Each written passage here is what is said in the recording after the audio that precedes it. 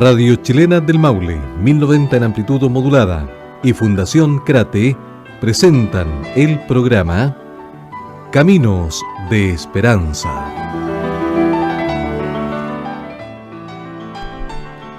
Bienvenidos, bienvenidas a una nueva edición del programa Caminos de Esperanza a través de Radio Chilena del Maule. Nos escuchas por el 90.9 FM, por el 1090 AM y en la comuna de Molina a través del 92.1.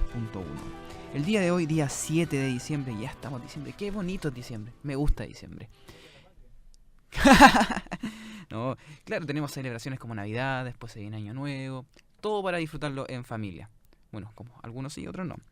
El día de hoy queremos hablar sobre un tema que ha estado muy contingente constantemente en nuestra comunidad, y Fundación Crate ha trabajado durante diversos años sobre esta temática, que es la gestión de riesgos. Para abordar esta temática muy relevante tenemos a la trabajadora social del área de desarrollo sustentable, Angélica Vega. ¿Cómo estás, Angélica? Hola, Jorge, súper bien acá, como decías tú, esperando la Navidad, que es mi mes preferido para compartir en familia. Así que súper animosa, súper bien. Qué bueno. Tú estuviste a cargo del proyecto Gestión Local para la Reducción de Riesgo de Desastres. Sí. Y es algo que queremos abordar en primera instancia. Primero vamos a ver de qué se trató este proyecto, hablar también de lo que se viene, porque hay algo por ahí que aborda la misma temática, y también entregar algunos tips para que usted que vive en comunidad, ya sea rural o urbana, sepa cómo afrontar si tiene algún potencial riesgo, y sobre todo los que están muy contingentes durante esta fecha, que son los incendios forestales. Comencemos. ¿Cómo nace este proyecto, Gestión Local para la Reducción de Riesgo de Desastres? Bueno, este proyecto nace a través de Cáritas Chile, que trabaja en alianza con la Fundación Crate desde el año 2010, a través de lo ocurrido post-terremoto, viendo las necesidades de las personas en los sectores rurales. Instaura este proyecto Gestión Local para la Reducción de Riesgo de Desastre, pero en su primera fase ayudando a las personas a través de los medios de vida, habitabilidad, iniciativas comunitarias y ayuda psicosocial.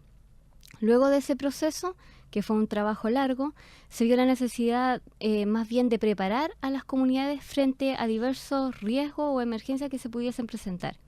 Y así nació el Gestión Local para la Reducción de Riesgo de Desastre como un proyecto piloto, y luego ya se abordó por un periodo más largo de tiempo. ¿Tú tienes los días, el tiempo que duró esto? Claro, la última fase del proyecto de gestión de riesgos fueron alrededor de 18 meses. Un año y medio. Claro. Fue un proceso más largo donde se pudo trabajar mejor con las comunidades a través de diagnósticos participativos, conociendo las localidades, que ellos mismos reconocieran los riesgos a los cuales estaban como más propensos a subsistir de acuerdo a la historia de eventos ocurridos en su localidad, para así ellos mismos identificar la posible solución ante estos riesgos. Y así se fueron implementando diversas iniciativas comunitarias. ¿Cuáles son los objetivos a los cuales, o el objetivo al cual apuntó el desarrollo de este proyecto? Principalmente a promover capacidades locales e institucionales en las comunidades rurales, para que ellos fueran reduciendo las vulnerabilidades y potenciando la resiliencia frente a estas situaciones de riesgo que ellos pudiesen identificar. Es decir, cómo promover la capacidad de que ellos gestionaran sus propios recursos, que se organizaran, que se juntaran en su comunidad, vieran los posibles riesgos y desde ellos mismos también las posibles o potenciales soluciones, ¿ya? Porque casi siempre estos programas vienen dictados desde afuera, pero no asimilando la realidad de la comunidad. Nosotros, por otro lado, con Fundación Crate y Cáritas Chile, veíamos más bien la necesidad desde las personas, desde la comunidad. Claro, como tú mencionabas, este es un proyecto financiado por Cáritas Chile y ejecutado por la diócesis de Talca a través de Fundación Crate. Y aquí el rol principal que juega el área de desarrollo sustentable, y tú particularmente. Claro. Tú nos mencionabas unos puntos que era medios de vida, habitabilidad. ¿Cómo se desarrolló esto? ¿Cómo se llevó a cabo, por ejemplo, el ítem medios de vida? ¿Qué se les proporcionó a los beneficiarios? Claro, eso fue la primera fase post-terremoto en el año 2010. Donde se iba casa por casa viendo la necesidad de las comunidades que fueron más afectadas por el terremoto, y así identificando lo que ellos habían perdido a través de este suceso. Por ejemplo, se le habían destruido sus cercos, los animales no tenían forraje para alimentarse, entonces de acuerdo a todas esas necesidades, se iban complementando el tema de los medios de vida.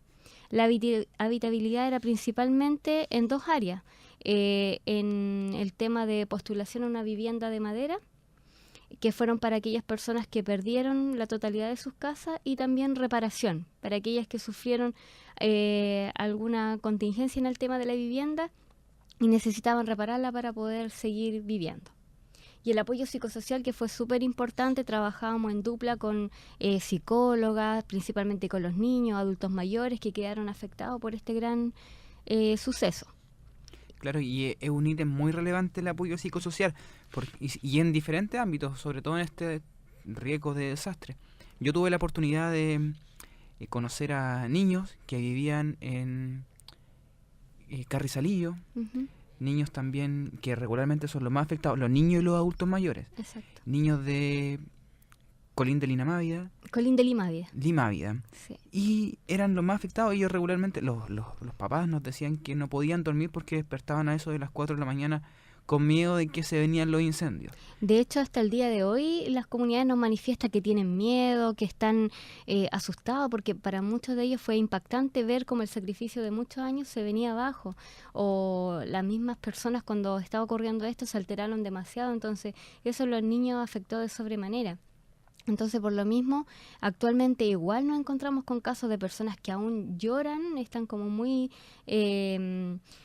vulnerables ante ese tema y se sienten como desprotegidas, necesitan como más contención, más ayuda.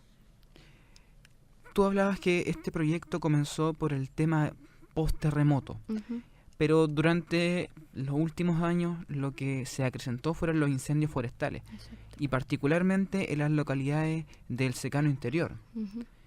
que están geográficamente ubicadas entre la cordillera de la costa y entre la provincia de Talca. ¿Cómo fue el desarrollo de este proyecto? ¿Cuáles fueron los mecanismos de trabajo? ¿En qué parte se dividió? Ya. Mira, lo que pasa es que con el proyecto inicial, que era post-terremoto, se vieron como más las necesidades individuales. Y con este proyecto, Gestión de Riesgos, se facilitó más el tema del trabajo en comunidad, pero para preparar a estas comunidades para que pudiesen afrontar de mejor manera estos riesgos o desastres.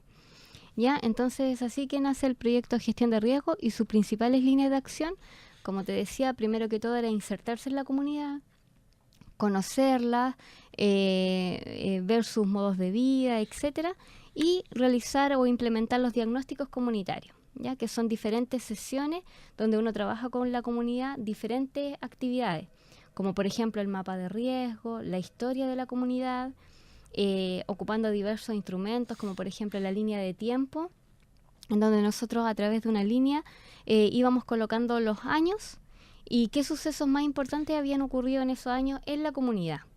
¿Y a qué te refieres con mapas de riesgos? El mapa de riesgo es básicamente en un papel grande dibujar como el sector, que ellos mismos dibujaran dónde estaban sus casas, sus organismos más cercanos, la escuela, postas de salud, etcétera, y que ellos fueran identificando también ahí la zona segura. Por ejemplo, en caso de ocurrir un incendio o un temblor, o en este caso terremoto, dónde se podían ubicar la gente, dónde estarían como a salvo de acuerdo a ese evento. Eso fue la primera instancia del diagnóstico. Claro, esos fueron los diagnósticos. Luego de esto, identificando ya su riesgo, ellos tenían que identificar una posible solución, que eran las iniciativas comunitarias o los microproyectos que nosotros le llamábamos. Y así que diversas comunidades fueron identificando, por ejemplo, en el caso de riesgos de incendios forestales, sus posibles soluciones eran, o la iniciativa a implementar, eran kits de herramientas para realizar los debidos cortafuegos, o limpiezas de entorno, limpiezas de maleza. Otros casos, acumuladores de agua, aguas lluvia. Y otro caso que también se dieron, que es en el caso de Huelón, comuna de Curepto, mejoramiento de una captación de agua, que ellos tenían una vertiente para así realizar un acumulador de material sólido de 100.000 litros de agua.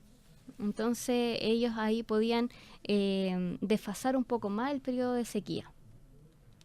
¿Qué otras acciones también se llevaron a cabo? Porque ya no nombraste las iniciativas comunitarias, los diagnósticos, Claro. pero esto continuó también relacionándose además con diferentes entes sociales, ya sea Exacto. municipios, Claro. gubernamentales. También aparte del trabajo comunitario nos fuimos vinculando a redes, ¿ya? Entonces hicimos también simulacros principalmente de incendios forestales, donde se convocó a ONEMI, bomberos, que ahí tuvimos también como una anécdota, por así decirlo, en donde en una primera instancia bomberos no querían nada con nosotros, no quería apoyarnos en el trabajo, de alguna manera sentían que estábamos invadiendo su territorio.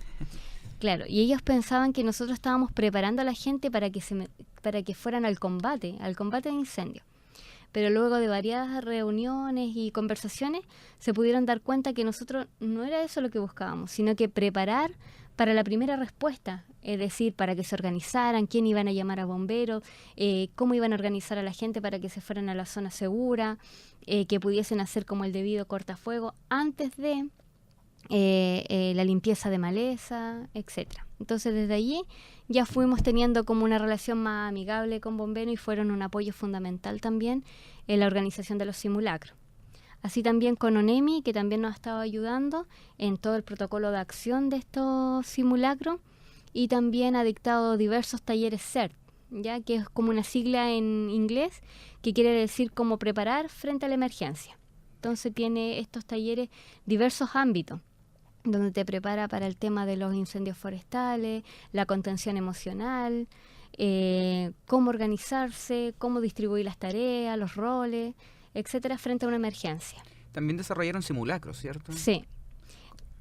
Ese es el que yo te estaba comentando, que nos organizamos con bomberos y con ONEMI, más la comunidad obviamente. Después de los talleres CERT, nos organizamos en la comunidad para ver cómo podíamos realizar este simulacro. Fue fundamental también el apoyo de los encargados de emergencia de las comunas de Curepto y de Pencahue, que son las dos comunas que nosotros estábamos trabajando con este proyecto.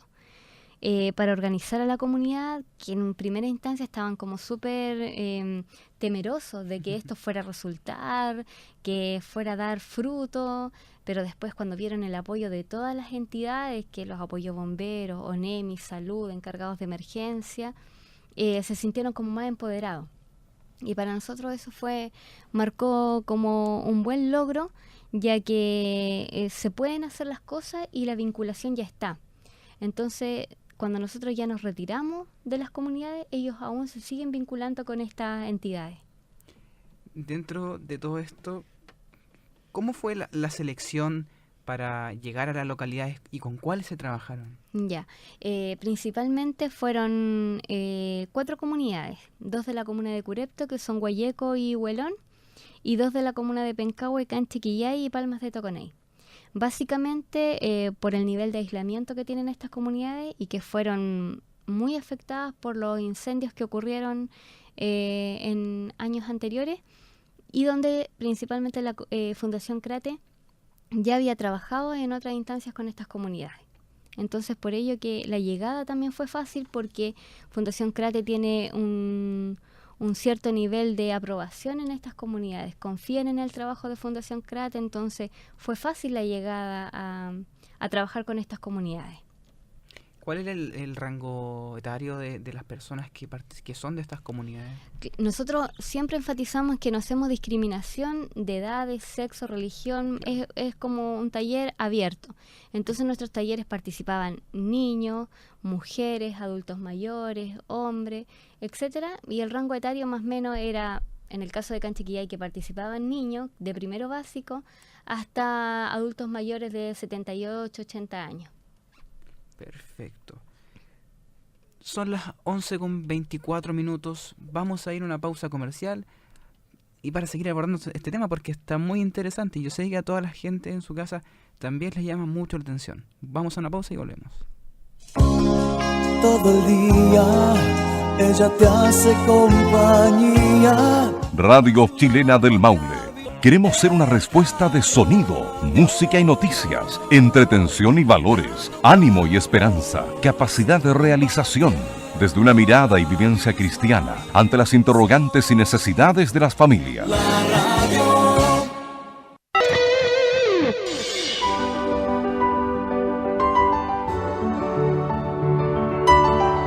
En Radio Chilena del Maule, 1090 en amplitud modulada en Talca y Fundación Crate, estamos presentando el programa Caminos de Esperanza. Continuamos en el programa Caminos de Esperanza de Fundación Crate a través de Radio Chilena del Maule. Nos escuchas por el 90.9 FM, por el 1090 AM y en la comuna de Molina a través del 92.1. Estamos hablando sobre la temática gestión de riesgos, particularmente sobre el proyecto Gestión Local para la Reducción de Riesgos de Desastres, que es financiado por Cáritas y que es ejecutado por Fundación Crate. A mi lado está Angélica Vega, trabajadora social y que es la coordinadora de este proyecto. Ya hablamos un poco sobre cómo nació esta iniciativa, cuáles fueron los objetivos, además de los mecanismos de trabajo. Pero ahora queremos saber cómo fue la recepción de la gente. Aquí se trabajaron bueno, tú particularmente nos mencionaste 4 localidades. ¿Cómo ellas vieron y afrontaron este proyecto? Sí, en un principio les costó un poco tomar el ritmo de este proyecto porque venían acostumbrados a un trabajo más bien asistencialista o mayormente individual, no que se tenían que reunir y trabajar en conjunto. De a poquito, cuando ya fuimos abordando la temática, explicando de qué se trataba, ya fueron tomando como mayor relevancia en la comunidad.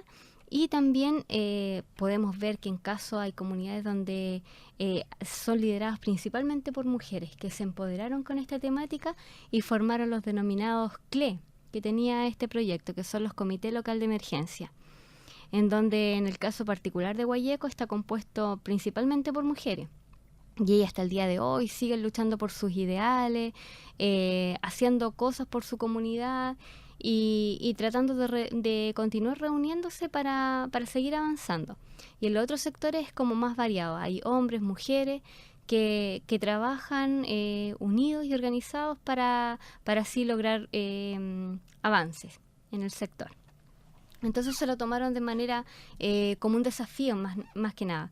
Y también para relacionarse con otras comunidades, porque ellos lo que más enfatizan es que lograron aprender con este proyecto cómo pararse frente a las instituciones, a los organismos, que ellos sentían como un poco de temor, de vergüenza, de ir al municipio y de plantear sus requerimientos, porque pensaban que siempre les iba a ir mal o que no iban a ser atendidos. Entonces, con este proyecto, además de todo lo abordado en la temática, fueron creando o aprendiendo cómo relacionarse y cómo comunicarse con estas entidades para ser escuchadas. Claro, hace un tiempo atrás se desarrolló un foro en la comuna de Curepto, Uh-huh. donde participaron diversos representantes de estas comunidades y que también invitaron a otras más. Había gente de Deuca, gente de... A ver, no recuerdo. Yongokura, Rincón del Manzano. Claro, y ellos también tuvieron la oportunidad de plantear su inquietud a las autoridades que estaban ahí. Hubo gente de CONAF, de ONEMI, entre otros, y pudieron dialogar, claro, y se fue súper estructurado y muy bien ordenado. Pero además de esto, tú ya nos mencionabas anteriormente, se implementaron iniciativas, algunos microproyectos. Yo tuve la oportunidad de ver algunos que eran sistemas de captación de agua lluvia, uh-huh. Pero además hubieron otros. ¿Cuáles fueron estos? Como te comentaba hace un ratito atrás, principalmente los que identificaron el riesgo de incendio forestal adquirieron kit de herramientas. Esto todo proporcionado a través de las gestiones de Cáritas Chile también, que tenía proveedores que son los que implementan a los organismos como CONAF, con herramientas como por ejemplo MacLeod, bombas de espalda, ese tipo de cosas, guantes, antiparras, claro, casco, para que ellos pudiesen hacer, no para que ellos fueran a combatir de hecho el incendio, sino que para que hicieran los debidos cortafuegos, limpieza, antes de que empiece el periodo full de lo que es los incendios, para que ellos se pudiesen preparar. También, como tú decías, los acumuladores de aguas lluvia, y también siempre en estas comunidades dejan un acumulador para uso de consumo humano, que hay un compromiso con el municipio, que mediante los camiones aljibes siempre están manteniendo un acumulador con agua para consumo humano, en caso de emergencia. Y el proyecto más grande que se ha dado hasta el momento en Huelón, que son estos acumuladores, primero en una primera instancia acumulador sólido, y luego en la segunda etapa fue otro acumulador de otro material nuevo que se instauró en la comunidad, que a través de los técnicos también de Fundación Crate, que pudieron aportar ahí su mirada con la tecnología de geomembrana, ¿ya? Que en definitiva es como un nylon, pero más grueso, y que soporta este nivel de presión del agua, y que también la mantiene de forma adecuada para consumo humano. Yo recuerdo que, por ejemplo, la localidad de Canchas de Quillay, uno en su diagnóstico, dentro de los potenciales riesgos que tenía, o de las dificultades, era la comunicación. Entonces ellos implantaron y adquirieron un mecanismo de radio satelital. Sí, las llamadas radios de frecuencia. Radios de frecuencia. Claro. Eso fue la primera etapa del proyecto. Esta comunidad es bastante aislada, no tiene cobertura de red telefónica. Entonces, para ellos, cuando había un enfermo o en caso de emergencia, no tenían cómo comunicarse. Y cuando lograban comunicarse por una radio que ellos tenían, la tardanza de la ambulancia del sector o de otros organismos que venían en ayuda era muy, muy tardía, entonces se perdían grandes minutos.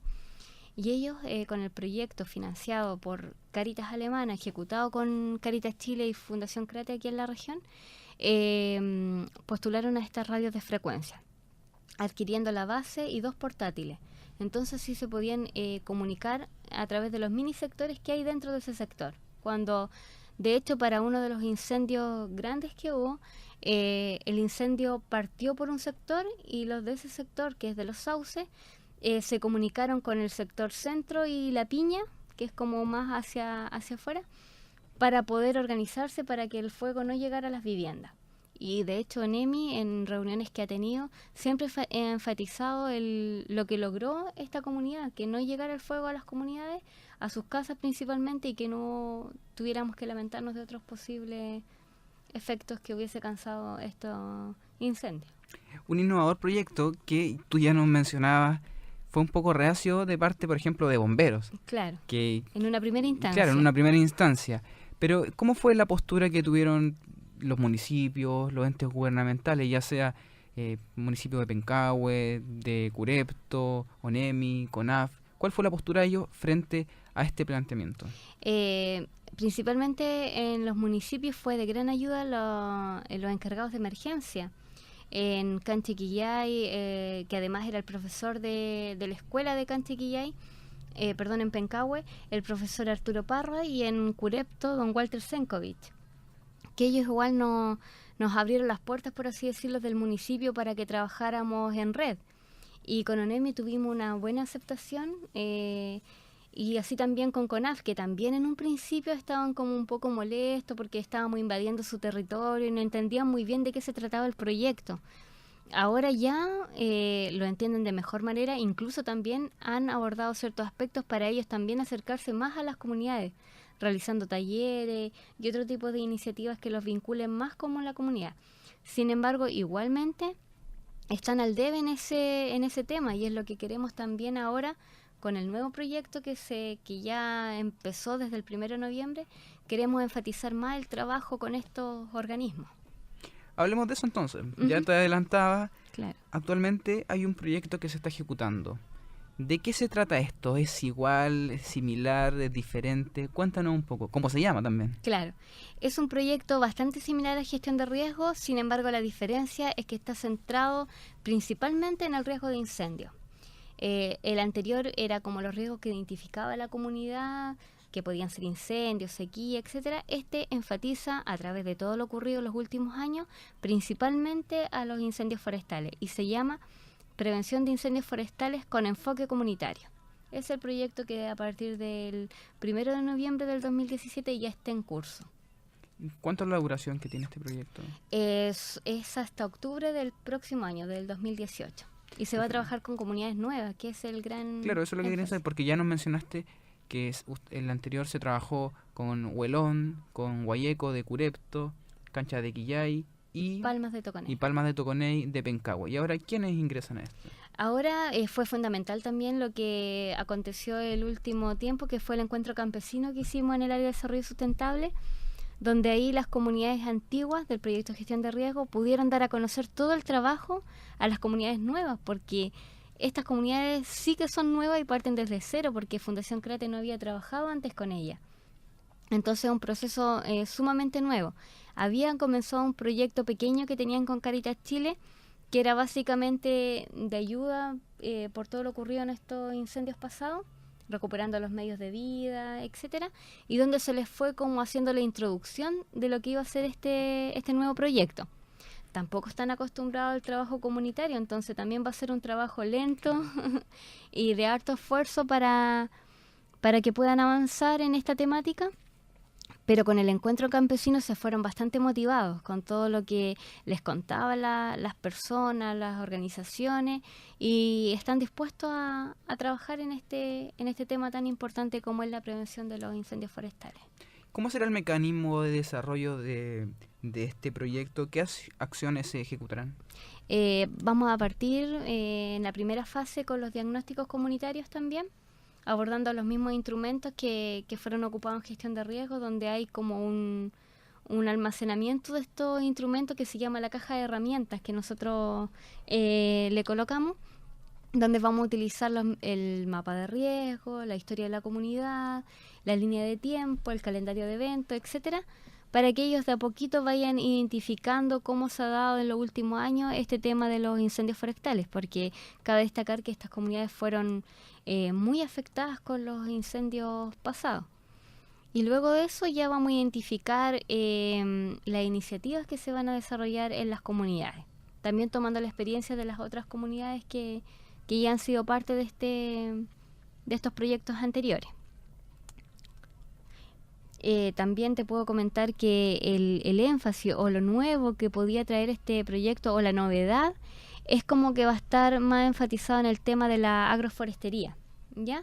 Es como una temática nueva que viene a raíz de todo este tema del cambio climático, en donde queremos instaurar también de a poquito, porque igual es algo nuevo, tanto para nosotros como para las comunidades donde vamos a trabajar este tema, porque ya no hemos presenciado aún ninguna iniciativa que se dé con esta temática, que básicamente es como una combinación de estos bosques de pino, por así decirlo, plantando también árboles nativos o árboles frutales entre medio, porque según hemos conversado, la propagación de los incendios es mucho más lenta cuando hay esta combinación, ¿ya?, que cuando es solamente de bosques de pino. Entonces queremos de a poquito instaurar como este tema en las comunidades. Ya les hemos ido conversando un poquito y están como bien asequibles a realizar este tipo de actividad.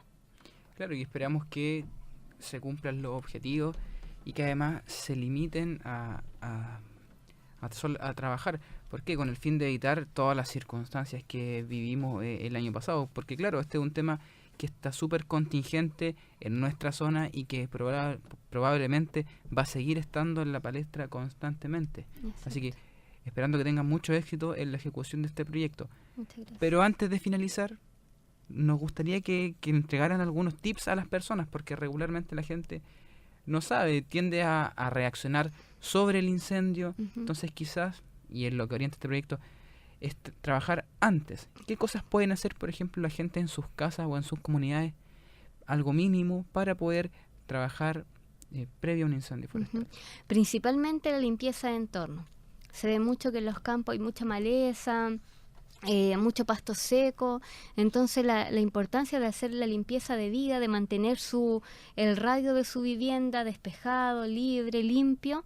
Y también un llamado también hago fuertemente a las comunidades donde se les ha entregado los kits de emergencia, que por favor los usen desde ya, que no esperen que venga la emergencia del incendio forestal para actuar, sino que desde ya comiencen a hacer la limpieza de vida, los cortafuegos, etcétera. Por otro lado también vemos mucho, y yo que también provengo de un sector rural, cuando voy camino a esos sectores, ver la acumulación de basura, que muchas veces la gente de afuera va a botar a estos sectores, tratar de mantener lo más limpio posible, mantener la vegetación ordenada también, para prevenir estos temas.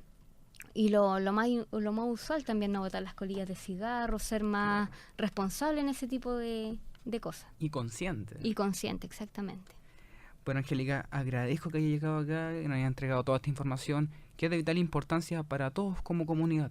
Muchas gracias. Muchas gracias a ti, Jorge, por darme la oportunidad de poder dar a conocer este tema y este proyecto, y la invitación a las comunidades nuevas, si nos están escuchando, que vamos con toda la fuerza y la actitud y las ganas para llevar a cabo este bonito proyecto que se va a dar este año con la Fundación Crate, Caritas Chile y con la ayuda de Caritas Alemana. Muchas gracias, Angélica, por haber visitado este programa Caminos de Esperanza. También agradecemos a toda la gente que sintonizó en Radio Chilena del Maule, esperando que la próxima semana a la misma hora, 11 de la mañana, sintonice una nueva edición de este programa Caminos de Esperanza. Muchas gracias y adiós.